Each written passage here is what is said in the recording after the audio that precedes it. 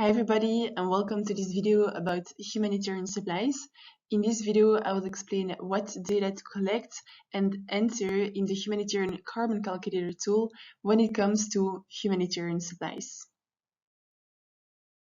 Humanitarian supplies are responsible for large amounts of carbon emissions, especially if one considers their entire life cycle. And in this video, I'll explain what categories of emissions can be accounted for in the tool. There are four main categories: emissions resulting from the purchasing of humanitarian supplies, emissions resulting from the further processing of humanitarian supplies, emissions resulting from the use of humanitarian supplies, and emissions resulting from the end of life and waste management of humanitarian supplies. I'll cover each of these categories one after the other. Alright, so on the screen here you see the four categories of emissions and how they're called in the tool. So we have the humanitarian products, the processing of distributed products, the use of distributed products, and the end of life of distributed products. These are all Scope 3 emissions categories, which means they include emissions that result indirectly from the reporting organization's activities. The reporting of Scope 3 emissions is not mandatory according to the GHG protocol, but because they are so important in terms of volumes, it is still highly encouraged to report these. And especially here, the humanitarian products category is very important because the emissions it represents sum up to a large volume in the humanitarian sector. So it got a priority level 1, which is the highest priority possible, and which means we highly encourage you to report the emissions belonging to this category. The three other emissions categories for humanitarian supplies have a priority level 3, so these might not be your topest priority, especially if your organization is just starting with carbon accounting. So what are humanitarian products emissions? Well, these are the emissions resulting from the manufacturing and all other upstream activities of the humanitarian supplies that you purchase. So take the example of tarpaulins. Imagine you purchase and then distribute tarpaulins. Before tarpaulins can be purchased, they need to be produced, obviously. So oil needs to be extracted and refined. Polymerization needs to take place, so the further processing of oil and some other manufacturing steps, leading to a finished tarpaulin. All these steps come with emissions, and by purchasing the tarpaulin, you actually indirectly are causing these emissions, hence the need to report these emissions.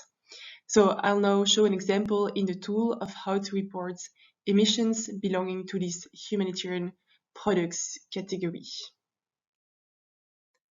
To enter emissions data related to the purchasing of humanitarian supplies, you'll have to go to the Goods and Services tab of the Humanitarian Carbon Calculator tool. In this tab, you have a list of different goods and services that humanitarian organizations would typically purchase, and these are organized in different categories and subcategories.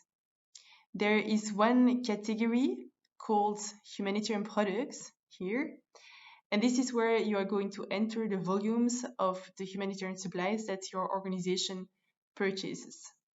You have different items that the humanitarian organizations could purchase, for example, antiseptics and disinfectants or clothes kits. And these items are organized in three subcategories.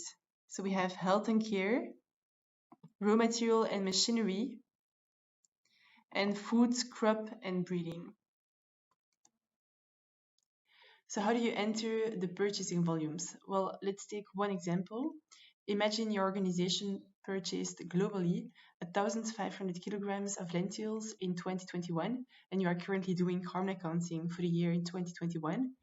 Well, you should then look for the lentils emissions factor, which is here, and enter the data in the right unit of measure, of course, which is kilogram. So I'm entering 1,500. And then, as always, you should also update the data certainty indicator. So imagine you got these 1,500 kilograms from your organization's accounting system or ERP.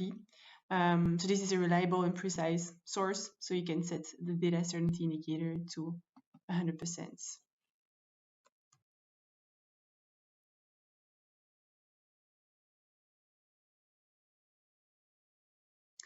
Most probably, not all of the items that you have here will be relevant to your organization, meaning you might not be purchasing all of them.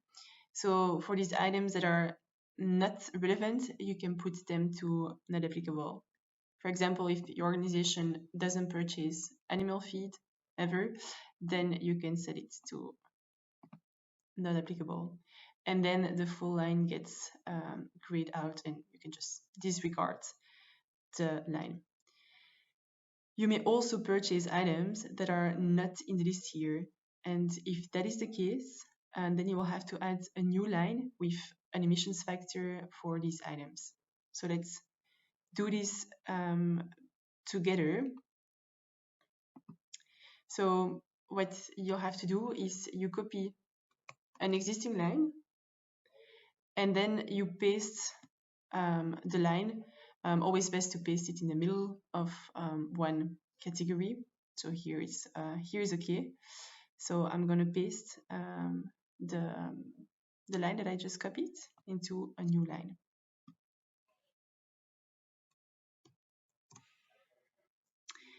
You then have to update the emissions factor ID with the emissions factor that you would have found and created in the emissions factor database. So let me do this. Voila, and then the line gets automatically updated and you can then just enter whatever data. And that's it. So we just talked about purchased humanitarian supplies, but what about in-kind donations, meaning humanitarian supplies that are not purchased but donated? So these can be reported not in the humanitarian products emissions category, but there is one emissions category for in-kind donations, which is called in-kind donations. Note that the priority level of this in-kind donations emissions category is not as high as the priority level of the humanitarian products emissions category. So humanitarian products is a priority level 1, super high, the highest, and in-kind donations is priority level of between 2 and 3. So not the most important, but always good to also report emissions related to in-kind donations.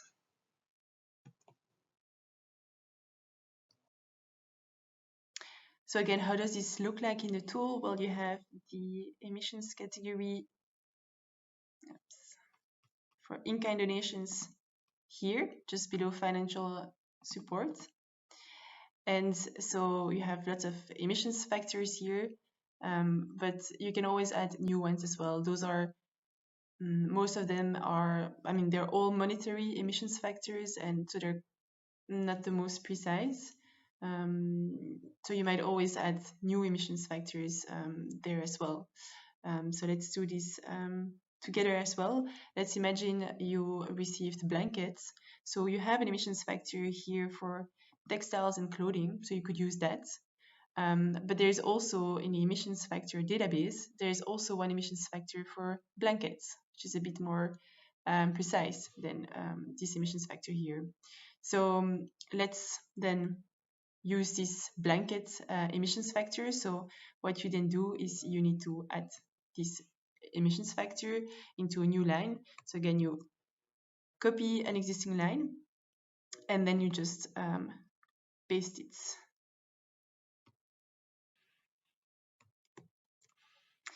There it is, and then you can update the emissions factor ID.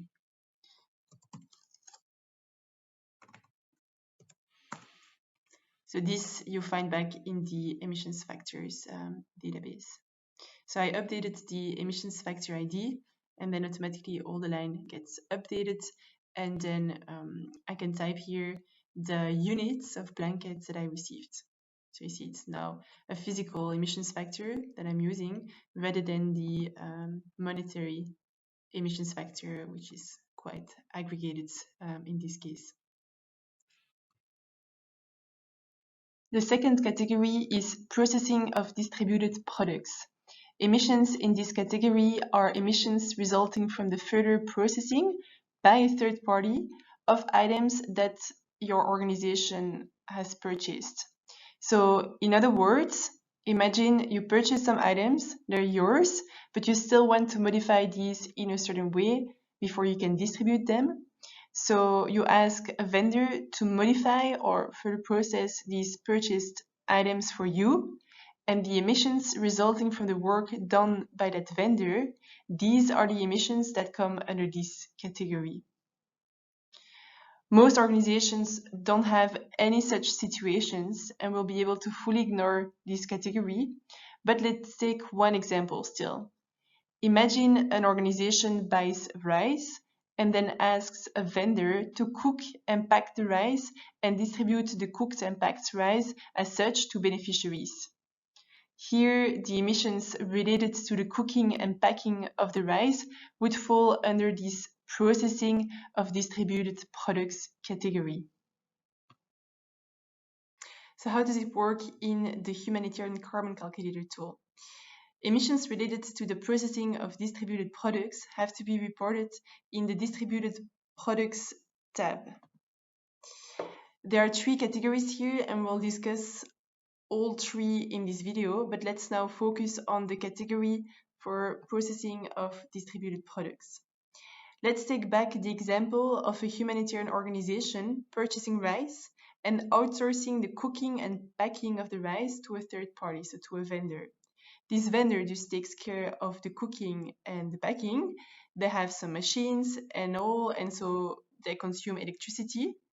The humanitarian organization wants to include that in their carbon reports, and so on their request, the vendor shares some estimates of the consumed electricity for the cooking and the packing of the rice. So how do we enter the emissions related to the consumed electricity? How do we enter this in the tool? As you see here, there are different emission sources for the processing of distributed products, but there is no electricity emissions factor here. So we'll need to add a new line for that. So again, I'm copying an existing line and then I'm inserting that in a new line. I can now update the emissions factor ID. So let's imagine that the vendor is located in Egypt, and so it consumes electricity from the grid in Egypt. So I need the electricity emissions factor for Egypt, which I retrieved from the emissions factor database. So the emissions factor ID is 11009.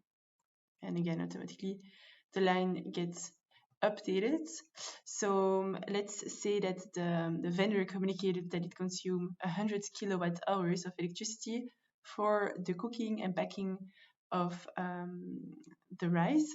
And let's imagine that it did this work specifically for country office 1. So I'm gonna enter the data in country office 1.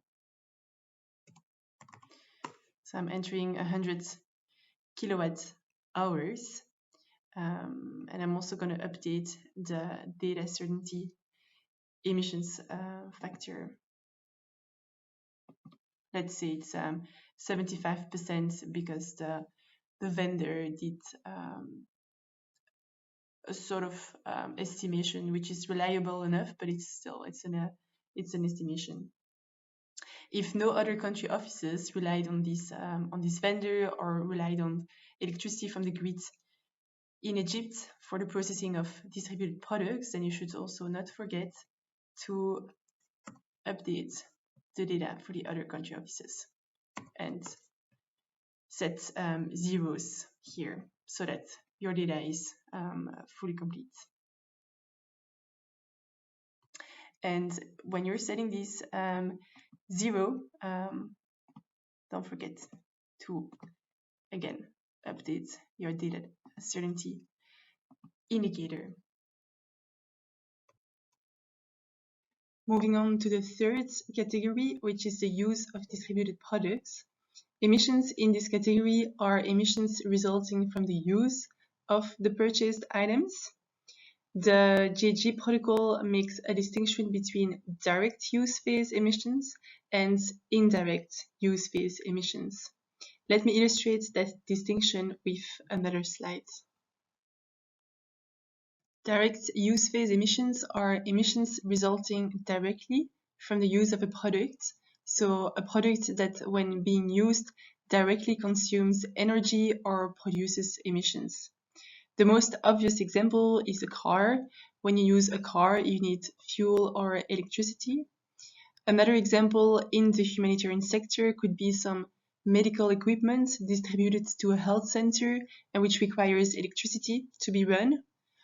So any kind of electronics would fall under this category, or it could be a diesel generator donated to a health center. What is also included as part of the direct use phase emissions are fuels, for example, charcoal, or also products that contain or form greenhouse gases during their use. So for example, fertilizers. Indirect use phase emissions are those indirectly resulting from the use of a product. For example, if a humanitarian organization distributes food, beneficiaries may need to cook this food, and in order to cook the food, they may need electricity or charcoal. The GHG protocol states that direct use phase emissions are mandatory to report, considering you decided to include in your reports this use of distributed products category, while indirect use phase emissions are optional. So let's again have a look at the Humanitarian Carbon Calculator tool. Emissions resulting from the use of distributed products are reported in the Distributed Products tab. It's the first category here, and there are different possible emissions sources. So let's take the example of charcoal. Imagine your organization distributes charcoal to beneficiaries. So when beneficiaries use the charcoal for cooking, for example, then this emits emissions. So these are direct use phase emissions. Imagine your organization distributed a total, so at global level, of 1 ton of charcoal over the reporting period. Then here we have the charcoal emissions factor. So you would then enter here the 1 ton, so 1000 kilograms. And again, remember to always fill in the data certainty indicator as well. The last category is the end of life of distributed products. Emissions reported in this category are emissions resulting from the waste disposal and treatment of the purchased items at their end of life. For example, if a humanitarian organization distributes flashlights at the end of their lives, these flashlights are recycled or incinerated. Well, this again comes with emissions. Emissions resulting from the end-of-life management of distributed products are again reported in the Distributed Products tab. It's the third category here. There are different waste management practices that are listed here with their emissions factors. And note that you have emissions factors that have average end of life in their description. For example, here. So that means that it is a mix of waste management practices. So a mix of recycling, incineration, and landfill. So if you don't know how the humanitarian supplies that you distribute will end up at their end of life, how they will be treated by then, then you can use these average end-of-life emissions factors. Let's take back our example of flashlights. Let's imagine that over the reporting year, your organization distributed a total of 500 units of flashlights, and it wishes to report the emissions that will result at the end of life of these flashlights. Then it can use this emissions factor here. So WEEE stands for waste of electrical and electronic equipment, so it can be used for flashlights. And it's an emissions factor for average end of life, as indicated by here, medium end of life.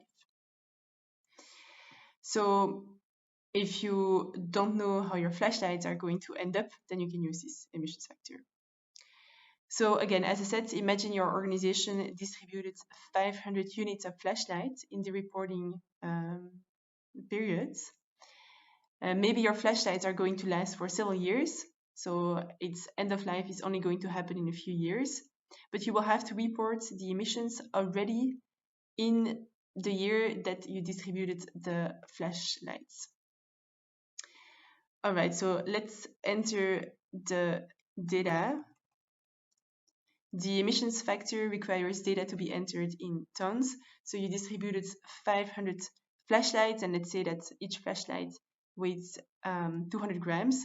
So 500 times 200 grams, that's 100,000 grams. So this is 100 kilograms, so 0.1 ton. So again, let's not forget to also enter the data certainty indicator. So let me put that to 75% because let's say the weight of the flashlight is an estimate.